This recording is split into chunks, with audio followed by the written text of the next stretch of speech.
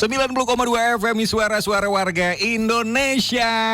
Pagi ini sahabat suara, pagi ini Kita akan membahas satu hal yang sangat seru. Sangat amat sangat seru. Betul. Ini topik yang sangat kami suka. Betul. Dan ini juga topik yang sangat penting untuk pasangan-pasangan muda yang sudah menikah nih. Oh. Kalau belum nggak boleh ya, yuk.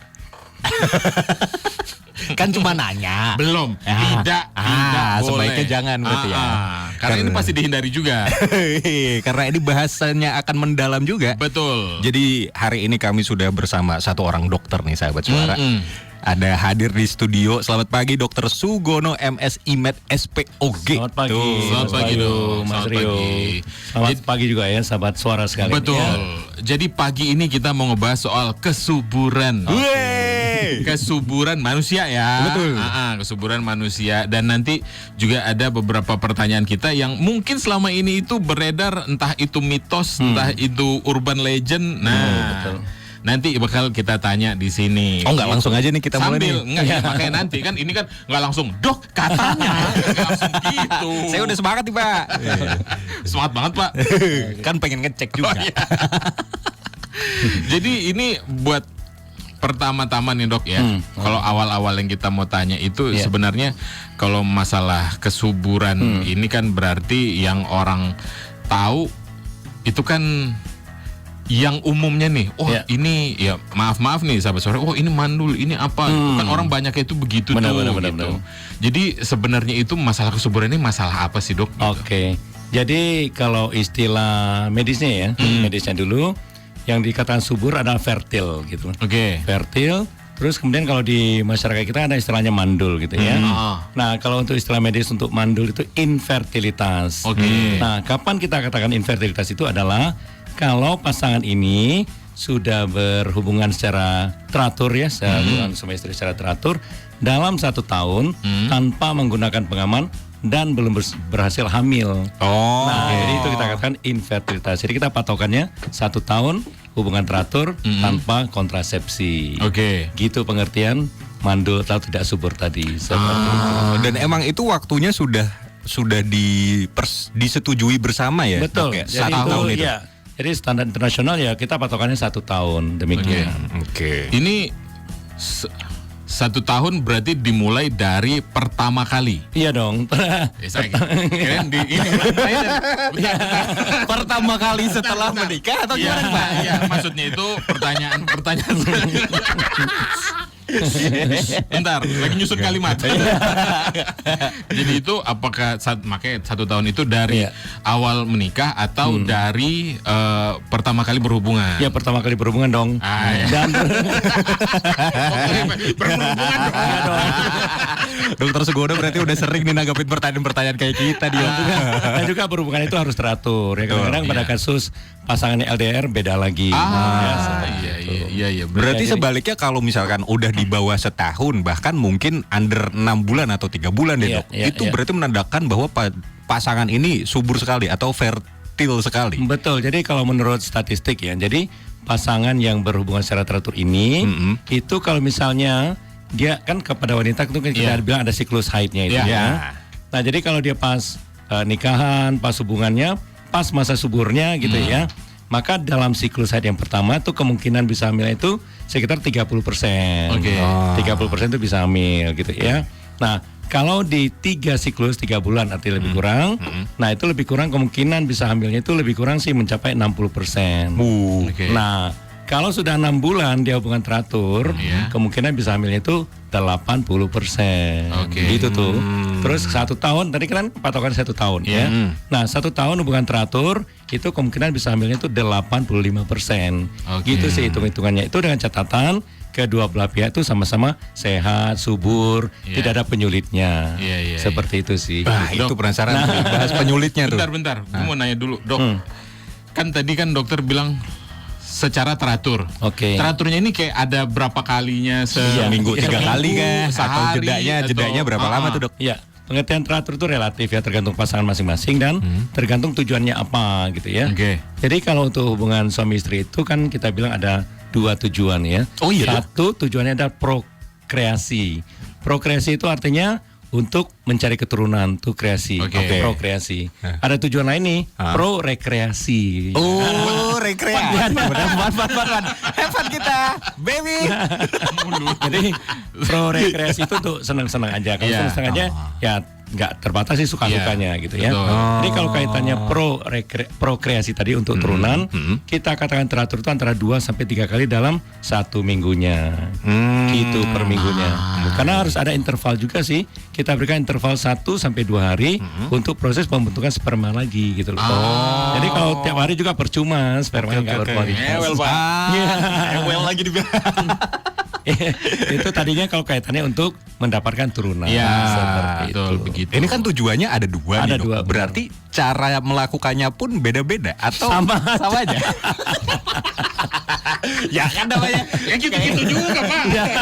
Maksudnya tergantung niatnya aja dari awal. Kalau di public speaking kan gini nih, misalkan kita mau menyampaikan pesan tujuannya A gitu ya. Caranya kan ada banyak. Tujuannya B, caranya beda lagi. Ini kan dokter bilang tadi tujuannya ada prokreasi dan pro rekreasi ya, Dok ya. Mungkin benar juga sih pertanyaannya sih ya. Nah, kalau pro rekreasi untuk senang-senang bebas-bebas aja, senyamannya pasangan tersebut. Betul. Ya. Kalau prokreasi untuk dapatkan keturunan, kita harus tahu juga nih posisi rahim si istrinya ini bagaimana. Arah nekuknya itu berpengaruh juga. Oh gitu. Iya. Arah nekuk. Nekuk rahimnya. Kirain punya kita hidup. Rahim si istrinya. Jadi sebagian besar wanita itu rahimnya itu nekuk ke depan, ke arah dinding perutnya. Istilahnya antefleksi gitu ya. Nah, sebagian kecil ada yang nekuk ke belakang, istilah kita itu kebalik gitu loh. Kebalik. Terus apa kaitannya? Jadi kalau rahimnya itu nekuk ke depan, berarti itu sesuai sumbu rahimnya, nanti mulut rahimnya itu ke arah belakang, ke arah anusnya. Sehingga kalau si istri posisi tidur telentang di bawah, si suami yang di atas, maka mulut rahimnya kan arahnya jadinya ke bawah gitu. Nah, hubungan sperma keluar di dalam, sehingga sperma karena gravitasi kan ngumpul di bawah, dan mulut rahimnya di bawah, sehingga mulut rahimnya kecelup ke cairan sperma. Sel sperma mudah masuk. Yang itu mendukung fertilnya itu tadi ya, Dok ya. Jadi sebaliknya yang rahimnya kebalik ke belakang, sehingga sesuai sumbu rahim, maka mulut rahimnya akan ke atas karena di perutnya. Nah, kalau si istri posisi tidur telentang, mulut rahim ke atas dong. Nah, kalau hubungan cara biasa, istri di bawah, suami di atas, sperma di bawah, mulut rahim di atas, nggak kecelup. Makanya harus pakai cara luar biasa, Pak. Reverse. Jadi menjadi nggak masalah posisi rahim itu kalau sama-sama subur. Misalnya sel spermanya banyak banget, spermanya aktif banget, nggak masalah juga. Ada juga yang pasangan demikian tapi bisa hamil juga. Nah, bagi ini kondisi yang rahim terbalik ini bermasalah bagi pasangan yang sulit dapatkan anak. Berarti maka benar tadi Mas Rio bilang ya harus di reverse gitu ya. Jadi cara hubungannya dibalik dong. Jadi si pihak istri sujud nungging, istilahnya doggy style, si suami dari belakang. Berarti sebanyak itu apa ya bisa dibilang ya, faktor-faktor yang lainnya itu bisa sebanyak itu ya, Dok ya. Karena kan yang awam teman-teman ini, teman saya ini mungkin yang taunya itu pada saat keluar di dalam ya udah itu udah pasti jadi. Tapi ternyata tidak begitu juga. Banyak faktor lain. Banyak banget faktornya. Dan nah berarti kalau udah kayak gitu, Dok, akhirnya kan tadi kan ada masalah fertil, infertil gitu. Dan saya nggak tahu juga ada yang satu case lagi itu adalah susah hamil. Betul. Nah itu berarti apa tuh, Dok, gimana? Ya, susah hamil kita bilang tadi infertilitas kalau sudah 1 tahun menikah, hubungan senggama secara teratur tanpa pengaman, belum berhasil hamil, kita bilang infertilitas. Itu case-nya ketidaksuburan tadi. Itu case-nya apakah karena kalau di ini ya, Dok ya, kalau melihat dari sosial masyarakat biasanya yang disalahkan pihak perempuan. Seringnya seperti itu. Tapi ini masalah terjadi juga di laki-laki kan sebenarnya. Itu sangat kita sayangkan. Jadi sehingga kadang-kadang ya membuat si suami ada alasan untuk nikah lagi gitu loh. Kurang ajar. Jadi pada kasus pengalaman kami di praktek sering kadang-kadang si istri diam-diam datang periksa nih, ya takut ditinggal suami nanti gitu ya. Tapi ternyata sekarang dari hari ke hari sekarang ini kita lihat justru faktor infertilitas malah makin banyak ke faktor prianya. Itu yang nggak disadari oleh makan tidak sehat, tidak olahraga, tidak apa semuanya. Betul. Justru sebaliknya kalau infertilitas karena faktor pria malah lebih sulit kita nanganinya. Wah, ini penting lebih sulit, nih. lebih lama penanganan. Wah, nanti kita bahas ya Dok ya lebih lengkap ya. Infertil pada pria penyebabnya apa? Itu jangan selalu hanya menyalahkan ini sebenarnya sudah saatnya aku tanduk gitu. Sahabat Suara silahkan ya kalau mau tanya-tanya langsung aja di 0811 2700902 karena ini ada pengumuman baru masuk nih Pak. Apa tuh? Ada giveaway masing-masing 150.000 untuk 2 orang pemenang dengan penanya terbaik. Kalau pertanyaan terbaik mah itu masih kita yang megang. Harusnya kita langsung dapat 150 dah. Tapi kalau misalnya kamu mau nanya silakan kamu bisa WhatsApp di 0811 2700902. Nah, sekarang kita lanjut pertanyaannya ke Dokter Sugono. Dokter, lanjut. Tadi bahasan kita terakhir sampai di bahwa di sosial kita yang dapat cap jelek untuk mandu lah apa segala macam biasanya dibebankan ke pihak perempuan. Padahal kalau secara logika aku baca-baca juga cowok juga punya potensi untuk menjadi infertil. Lah, justru benar ya Mas Bayu bilang tadi, banyak yang disalahkan pihak istrinya, pihak wanitanya gitu kan. Sehingga kadang-kadang menimbulkan alasan sebagai si cowok suami untuk nikah lagi nih, yang sangat kita sayangkan gitu ya. Nah, pengalaman saya di praktek kadang-kadang pihak istri udah 3 bulan nikah, belum hamil, diam-diam periksa sendiri nih ke kami gitu ya. Belum lagi tekanan mertua itu kayak tekanan mertua, tekanan lingkungan, saudara gitu ya. Nah, ternyata kita lihat sekarang ini pada perjalanan ke belakang, ternyata banyak kasus infertilitas ini faktor pria ternyata makin banyak. Nah, bahkan bisa mencapai 50%-nya. Sampai 50%. Betul. Selain itu, kalau ternyata infertilitas ini kasusnya karena faktor pria, justru lebih sulit dan lebih lama penanganannya.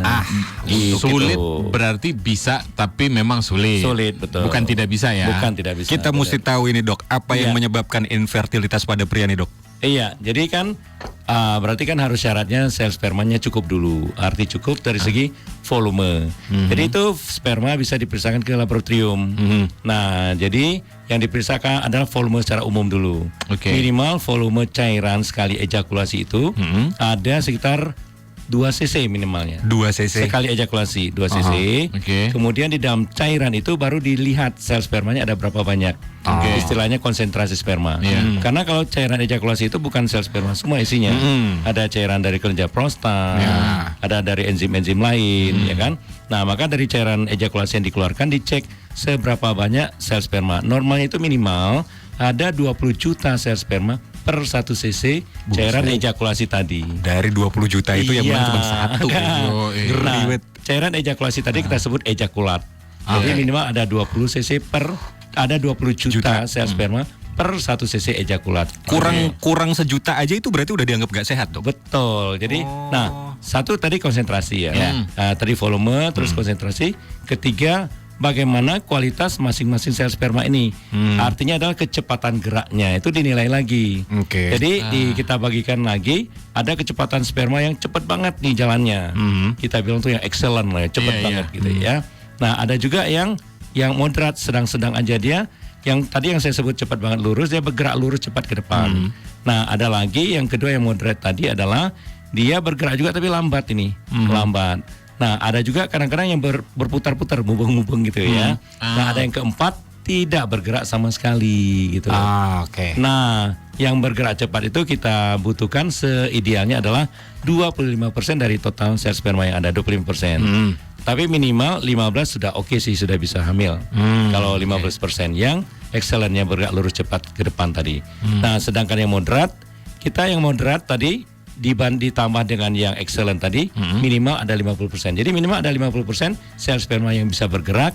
Nah, itu bisa menghamili. Kalau di bawah itu nggak bisa sih, Dok. Seperti itu. Maaf Dok, jadi tadi kan dokter bilangnya ada yang dihitungnya per cc-nya, ada yang dihitung per pergerakannya itu. Benar. Kalau misalnya nih Dok, apakah ada kasus secara jumlah per cc-nya, misalnya itu kayak kan tadi 20 juta, berapa tadi?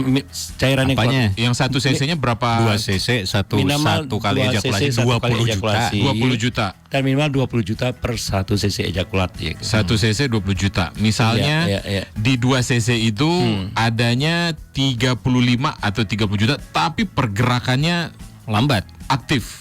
Bisa sih.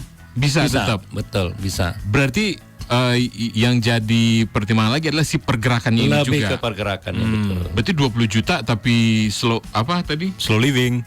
Apa sih? Slow apa yuk? Si apa Geraknya kan lambat. ada moderate, ada slow tadi, yang ya. slow itu. Berarti kalau misalnya 50 juta tapi slow Iya, itu juga percuma. Karena kalau waktu hubungan itu kan sperma kan tumpah di jalan lahir nih. Iya. Jadi sel sperma ini harus bisa berjuang ya. Masuk ke mulut rahim, leher rahim, rongga rahim, sampai ke saluran telur, sampai ke ujungnya saluran telur. Oke. Kalau kita lihat kan pendek jaraknya, tapi Iya. bagi sel sperma yang ukuran mikron tuh jauh banget itu. Belum lagi banyak rintangannya gitu kan. Iya. Nah, sedangkan umur sel sperma itu terbatas. Rata-rata 3 kali 24 jam aja umurnya. Jadi kalau 3 kali 24 jam dia nggak sampai ke ujung saluran telur, dia akan mati sendiri. Nah, disitulah kita butuh sperma yang geraknya cepat, lurus, cepat ke depan gitu. Itu gimana dok cara ngelatihnya biar geraknya itu cepet yuk Ya, karena sebenarnya itu kan yang butuh kita tahu ya dok. Iya, iya, maksudnya betul. oke jumlahnya itu kita banyak satu, apa ya sebenarnya banyak. itu nggak perlu dilatih, itu udah ciptaan Tuhan seperti itu tuh, ya. Buktinya orang dulu nggak perlu bantuan dokter ya hamil Anaknya malah banyak ya, dok, ya. Justru kalau sekarang makin susah untuk hamil gitu kan. Nah, justru kitanya yang mengurangi kualitasnya. Misalnya itu karena faktor lifestyle-nya ya. Oke. Misalnya itu cara hidup yang tidak sehat. Alkohol pasti itu Iya, ya, dok, ya? alkohol. Jadi kalau pada pria sering itu rokok, kopi, alkohol. Pantes dicat ini. Licat dilemparin. Jadi tiga komponen rokok, kopi, alkohol itu memang sangat mempengaruhi kualitas pergerakan sperma tadi seperti itu. Ditambah lain faktor lain ya, mungkin konsumsi obat yang tidak dianjurkan. Iya. Seperti itu, kurang istirahat. Atau bisa juga ada stres fisik, stres mental juga seperti itu. Kopi, dok.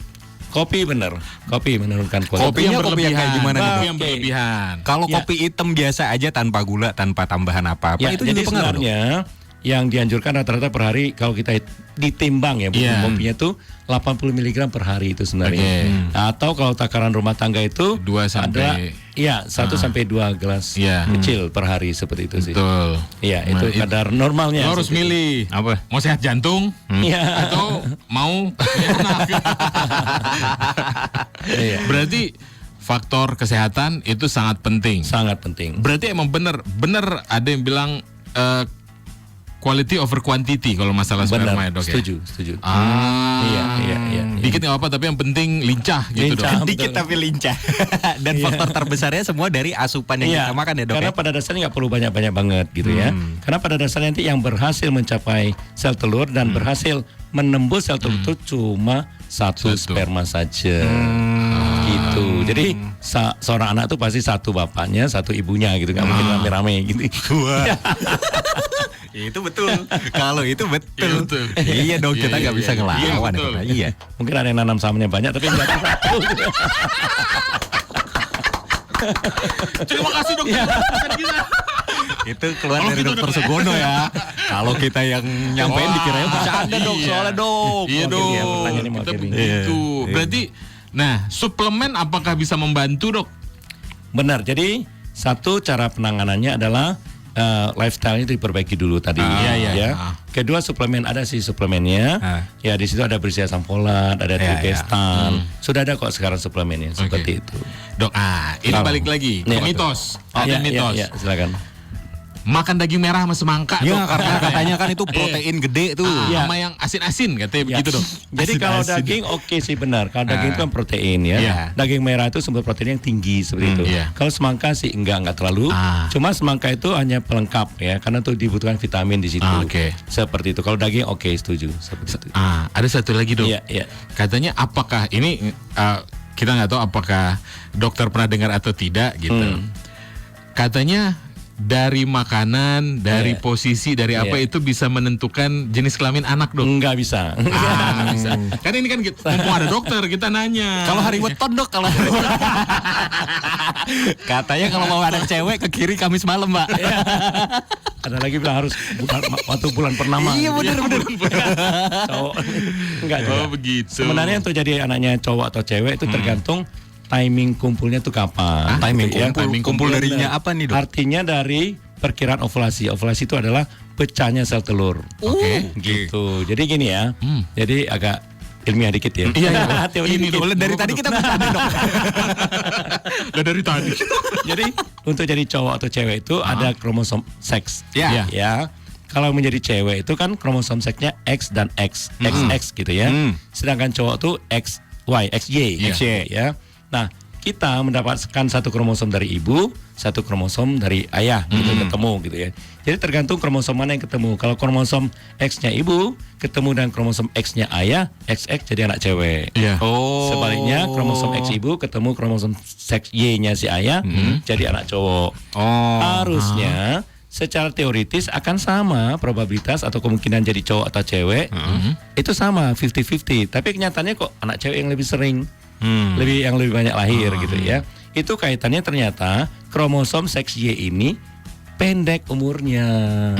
Lebih pendek daripada kromosom seks X-nya si bapak gitu ya. Oke. Nah, jadi tergantung ini kita mau anak cowok atau anak cewek. Kalau misalnya kita mau anak cewek nih ya, berarti kita hubungannya jauh-jauh hari dari perkiraan hari ovulasinya, hari pecahnya sel telur.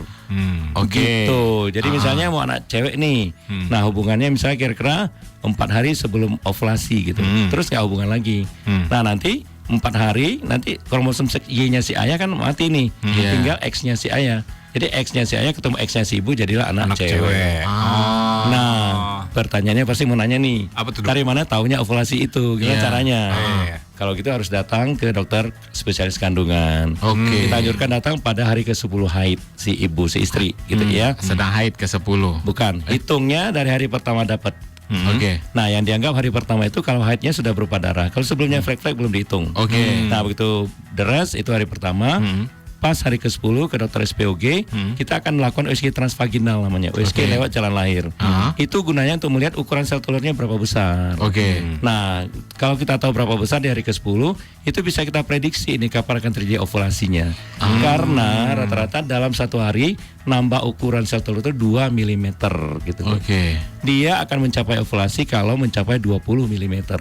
Jadi kita tinggal hitung aja nih. iya. Nah, jadi dengan demikian kita tahu bisa prediksi, oh kemungkinan besar akan terjadi ovulasi hari keberapa, maka diatur timing untuk kumpulnya.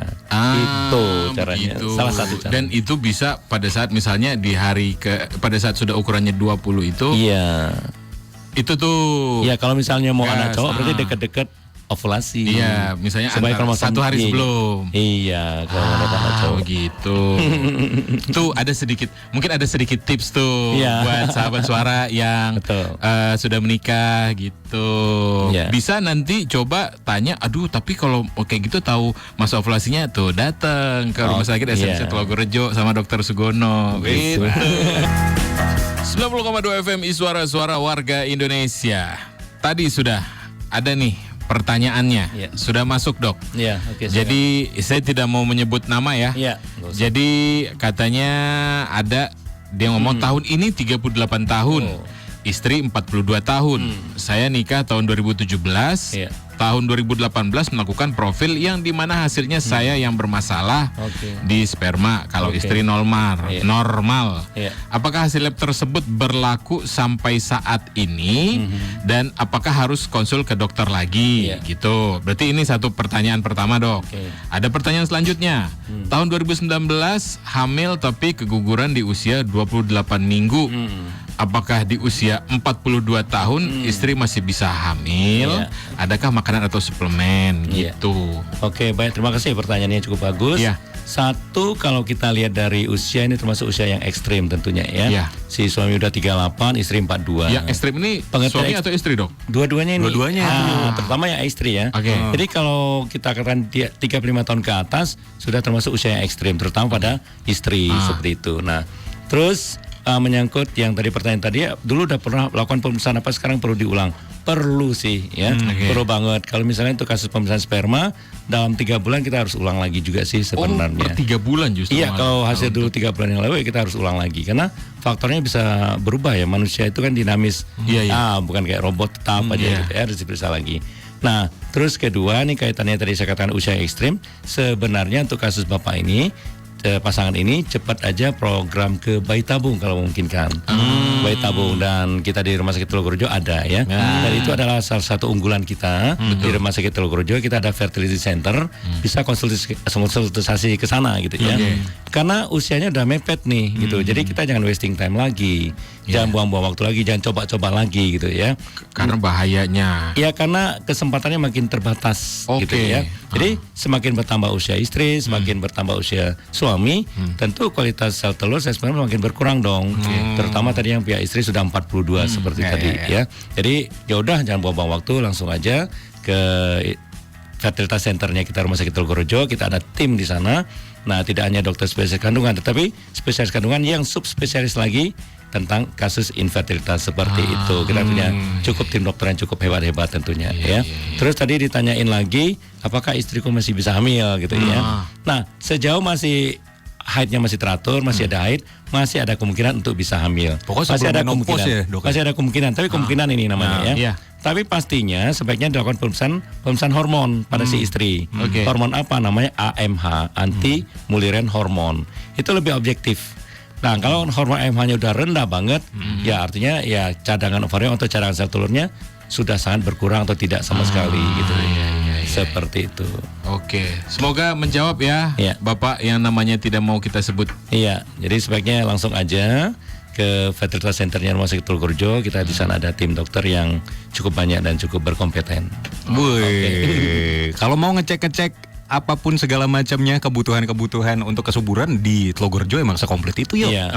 Nih, jadi di RS Telogorejo tuh ya ada 3 paket buat screening dari perempuannya dulu. Itu start from-nya 2 juta. Itu ada estradiol, FSH, LH, anti mullerian, hormon AMH yang tadi disebut sama dokter.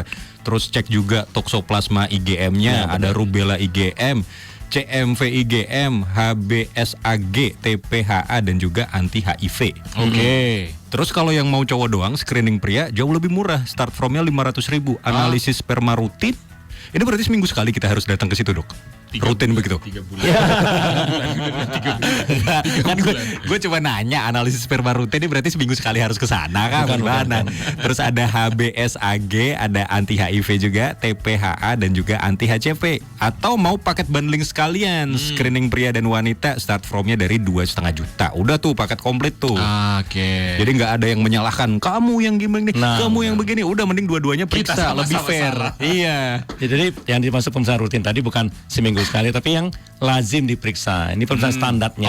Itu artinya pemeriksaan rutin, pemeriksaan standar yang dibutuhkan. Aku pikir gitu, Dok. Jadi seminggu sekali setor. Pemeriksaan rutin itu yang standar.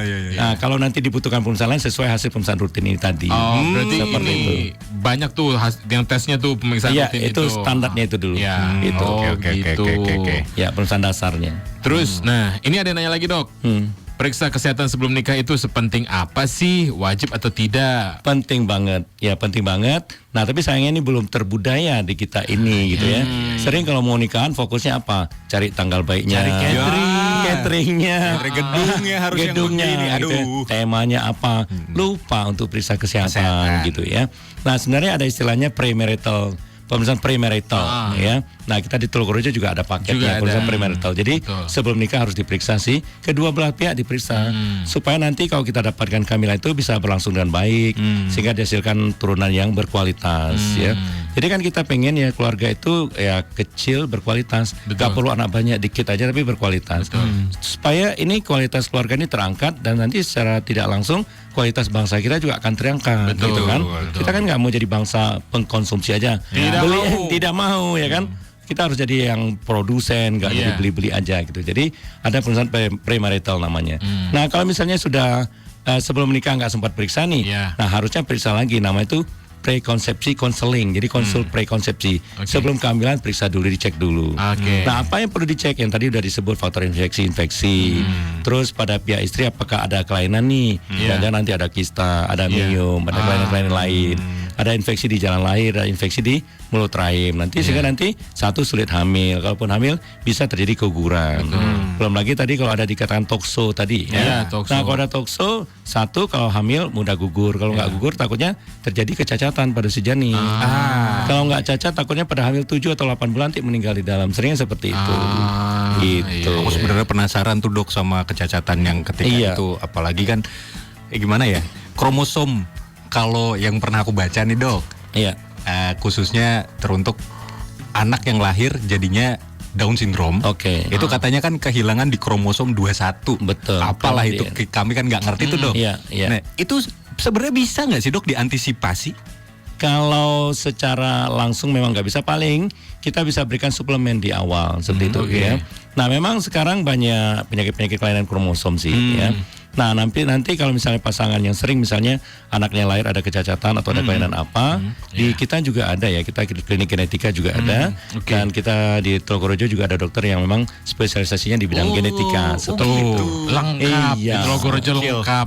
Makanya kalau misalnya kamu nih sahabat suara kayak itu ada juga, ini ada juga, bisa semuanya itu ada. Jadi kalau misalnya nih hari ini kamu ngedengerin, nanti mau tanya sama dokter Sugono lagi, bisa, kamu bisa lewat aplikasinya Tologorojo, itu jadwal dokter Sugono, kamu bisa lihat dari hari Senin sampai Sabtu. Install aja aplikasinya itu di iOS ada. MySMC. Nah, nanti bisa iOS cek ada, Play Store sekalian. ada. Cek sekalian semua jadwal-jadwal dokter yang ada di situ, termasuk jadwalnya dokter Sugono. Senin sampai Sabtu ya dok. Benar, ada di sana, standby. Senin sampai Sabtu dok di situ dok. Mantap. Istirahatnya sekali doang, hari Minggu doang dokter. Karena pertanyaan-pertanyaan kayak gini tuh paling seru. Banyak. Kayak ini ada nanya lagi, kalau mau anak kembar ada tipsnya nggak dok? Gimana? Ya, tipsnya? jadi kadang-kadang ada pasangan yang pengen anak kembar, tapi sebenarnya secara medis kita nggak berharap kehamilan kembar. Sebenarnya hamil tuh tunggal aja anak satu. Kalau anak kembar masalahnya banyak, risikonya lebih tinggi ya, banyak. dok, ya? Satu, Bayar sekolah bareng. Itu masalah pertama tuh ya dok. harus double semua ya. Kalau negeri swasta, pecah pala. Iya, jadi kalau anak kembar ini karena janinnya ada 2 atau 3 gitu ya, tempatnya satu kan nggak cukup nih. Jadi gimana supaya cukup? Masing-masing harus kecil. Ya, jadi resiko bayi berat lahir rendah nantinya. Jadi pengertiannya berat bayi rendah itu lahir di bawah 2.500 gram. Masalahnya apa? Kalau bayi kecil itu mudah infeksi nantinya. Apalagi di kita nih ya, kita orang timur ini keluarganya tinggi, begitu bayi dibawa pulang ke rumah semua mau gendong gitu kan. Kakek neneknya semua, nah itu mudah infeksi seperti itu. Iya, jadi resiko pertama bayi lahir berat badan rendah. Kedua bisa aja karena isinya banyak, si rahimnya kontraksi terus, akhirnya pecah ketuban. Jadi meningkatkan risiko ketuban pecah dini. Seperti itulah. Jadi belum saatnya lahiran, ketuban udah pecah, ini meningkatkan masuknya infeksi nantinya. Jadi terjadi infeksi banyak. Belum lagi nanti masalah persalinannya juga jadi masalah. Jadi sebaiknya hamil itu tunggal aja sih. Kalau bisa udah nggak usah berharap hamil kembar deh. Kadang-kadang hamil kembar tuh liatnya enak, kayaknya lucu.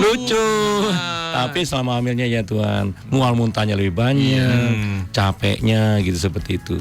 Soalnya kamu lihat tuh selebgram. Ya nggak apa-apa di endorse. Nggak mikir bayar itu, bayar ini. Makanya. Tapi kalau di Tologorojo aman juga Pak. Mau bayar ini bayar itu semuanya start from 14,5 juta untuk maternity package-nya. Betul. Jadi kalau misalnya kamu nih sahabat suara yang mau bertanya atau mau konsultasi atau emang mau ya udah deh emang program aja, ini ada maternity package-nya dari Tologorojo. Start from-nya tadi berapa tadi Pak? 14,5 juta itu VIP loh bro. VIP. Untuk VIP-nya start from-nya 14,5 juta tuh. Itu pun masih banyak benefitnya yang didapat. Apa aja? Masih bisa dapat voucher 500.000 untuk video persalinan. Sekarang mah wah apa-apa dibikin momennya yo. Iya betul. Kan? Terus ada voucher healthy lounge itu 4 kali. Terus itu ada restoran kafenya dari Rumah Sakit Tologorojo ya. Betul. Terus ada pemeriksaan lab TSH bayi. Dapat pijit bayinya juga. Konsultasi laktasi. Terus ada senam hamil 4 kali, ada feeding set. Plus dapat toiletries dan diaper cream. Oh, diaper cream. Ini masalah anak-anak banget nih, masalah bayi baru lahir nih, diaper ya. Karena sensitif banget ya kulitnya. Betul. Oh, berarti bener-bener di sini udah disiapin semuanya, mulai dari masuk sampai keluar juga. Keluarnya literally keluar dari rumah sakit juga ya. Diaper creamnya udah disiapin juga. Nah itu tadi memang disebutkan paketnya 14 juta sekian. Tapi kadang-kadang mungkin ada sahabat suara, oh nggak nyampe budgetku segitu. Kita bisa ada pahi juga sih paket hematnya gitu. Jadi Paket hematnya artinya kita bertahap pemeriksaannya ya. Kadang-kadang ada yang bisa kita skip, misalnya nggak usah dulu, ini dulu. Jadi nggak usah takut dengan angka begitu. Karena nanti kita bisa tentuin sendiri lagi ya dok, maunya yang seperti apa kita ya. custom lagi. Tapi kalau buat anak mah diusahakan terbaik. Jadi kalau memang standarnya yang seperti disebutkan tadi, 14,5 juta tadi. Betul. Terus juga seperti biasa nih, kalau misalnya Telogorejo ke sini, selalu ada program-programnya ini yang pastinya bisa selalu kamu ikutin sahabat suara. Tuh. Ada TGIF nih hari Sabtu mulai dari jam 6 sampai jam setengah 9 di Trilomba Juang ini untuk cek kesehatannya yang sudah kita sampaikan ya kan ya. Setiap kesini itu banyak banget bisa pilih sesuai kebutuhan kamu. Untuk Speedy Lab-nya ini juga ada tangguh, itu gula darah, Paketnya puasa. ya, Betul. nama paketnya itu paket tangguh sahabat suara. Terus ada HbA1c, terus ada kolesterol, LDL kolesterol, terus ada Paket Juang. Ini HbA1c, ini kolesterol, SGOT, SGPT, terus ada paket bangkit, HbA1c, EGFR plus kreatinin dan ureum. Terus ada satu lagi tuh paket kuat. Itu ada cek HbA1c, trigliserida, asam urat, EGFR plus kreatinin. Jadi silakan kalau misalnya kamu mau datang, silakan bisa datang langsung ke Telogorejo juga. Atau misalnya kalau mau cek-cek yang gratisnya itu tadi ada cek tensi, cek apa, itu di Trilomba Juang setiap hari Sabtu mulai dari jam 6 pagi. Gitu. Dok, apa? Ada pertanyaan terakhir gak yuk? Ini dok, Gua ada sih tapi nanti aja lah. ini kayaknya lucu nih, makanya terakhir aja. Enggak harus punchline sih yuk. Dok, ini kan akhirnya tadi dokter juga nyebutin masalahnya itu banyak orang di infertil ini selalu menyalahkannya adalah si wanita Pihak perempuan. Mumpung ini di sini dok bisa disampaikan sebenarnya apa yang harus masyarakat kita tahu ini biar bisa lebih bijak lagi lah buat supaya nggak ngasih pressure yang kayak gitu-gitu. Jadi gini ya, yang penting harus kita sadari bahwa untuk kasus infertilitas ini sebenarnya kasus pasangan gitu ya. Ya seperti kita tepuk tangan, nggak mungkin tepuk tangan sebelah tangan gitu ya. Jadi harus dua-duanya. Jadi jangan adalah image itu adalah masalah pada wanitanya saja. Nah justru sekarang ini karena pekerjaan pria itu macam-macam, pengaruh lingkungan, makanan dan sebagainya, justru faktor pria lebih banyak kita jumpai faktor kesuburan pria. Jadi saya sarankan kalau memang mengalami kasus infertilitas seperti yang kita bicarakan tadi, sebaiknya datangnya secara pasangan seperti itu. Karena kan ini juga yang mau ngurus berdua, yang jalannya berdua, ya datanglah berdua. Gitu. Jadi selama-lamanya 1 tahun belum berhasil punya anak, ya sudah warning itu ya secepatnya datang konsultasi ke dokter kandungan. Gitu. Oh, sahabat suara ya. Pak, jadi pertanyaannya Pak. Hah? Oh, gini. Dok, selama ini ya dok ya, saya tuh kan kalau cari pasangan, itu selalu yang lebih muda. Saya tuh selalu dicengin dok, hei kamu om, selalu cari yang lebih muda. Sebenarnya nih ya, ini ada alasan ilmiahnya. Karena kalau kata dokter, pasangan yang ideal itu selisih usianya tuh 5 tahun di bawah dari laki-laki. Bener nggak dok? Nih, coba dengerin kata dokter deh. Iya. Jadi kita bisa lihat dari faktor psikologis dan juga medisnya gitu ya. Pertimbangan dari segi medisnya memang iya sih. Tuh kan. Karena si Santai. satu si wanita kan ada usia menopause. Benar. Sedangkan pada pria sih nggak ada sih. On terus sih. On terus. Nah jadi memang kalau kita kasih space 5 tahun lebih ideal juga sih ya. Kemudian juga dari segi psikologis lah ya. Kalau ada space 5 tahun si pria lebih dewasa 5 tahun kan lebih bisa ngemong, ngayomi, nggak emosional gitu ya. Meskipun kadang-kadang dirasakan kalau seumuran, enak nih kayak teman. Tapi nanti katanya kalau sudah hidup berumah tangga kan problematika tumbal. Egonya sama-sama tinggi dong. Egonya sama-sama takutnya seperti itu. Tapi memang ada juga sih beberapa pasangan juga oke-oke aja. Tapi memang ya lebih ideal seperti itu sih, seperti itu. Belum lagi kalau dari segi pandangan sosial agama gitu ya. Suami jadi imam, pemimpin di keluarga gitu ya. Gimana kalau dia lebih muda gitu ya. Malah bukannya dia yang kasih arahan, malah dia yang harus diarahin gitu. Masalahnya seperti dok, teman saya itu selisih umurnya itu bisa dapat 3 dok.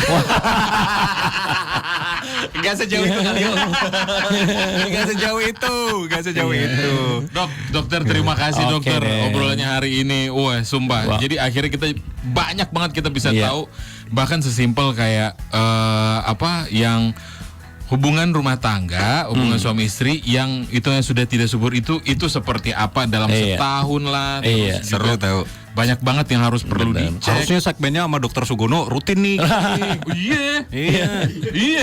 Iya lagi. Sebulan sekali kayak 2 bulan sekali. Dok, sering-sering mampir sini ya Oke, dok ya. siap. Atau kita yang mampir ke sana dok. Bahkan posisi pada saat Mempengaruhi hubungan juga. pun itu juga berpengaruh. Baru Iya. tahu kalau rahim itu ada Letaknya yang bagaimana. ke belakang, ke depan Betul. gitu. Wih, semoga yang hari ini yang lagi program nih hari ini ngedengerin, oh udah tahu nih. Nah, Izin pulang sebentar. Jangan langsung gas sih menurut gue Pak. Oh, Cek dulu sama Dokter Sugono ke betul, Tlogorejo. Iya, Cek betul. dulu semua Itu. kesehatannya. Iya. Kalau semuanya asal gas takutnya nanti kenapa-kenapa. Oh, di tengah. iya. Kita harus antisipasi. Iya, cek dulu. Setuju.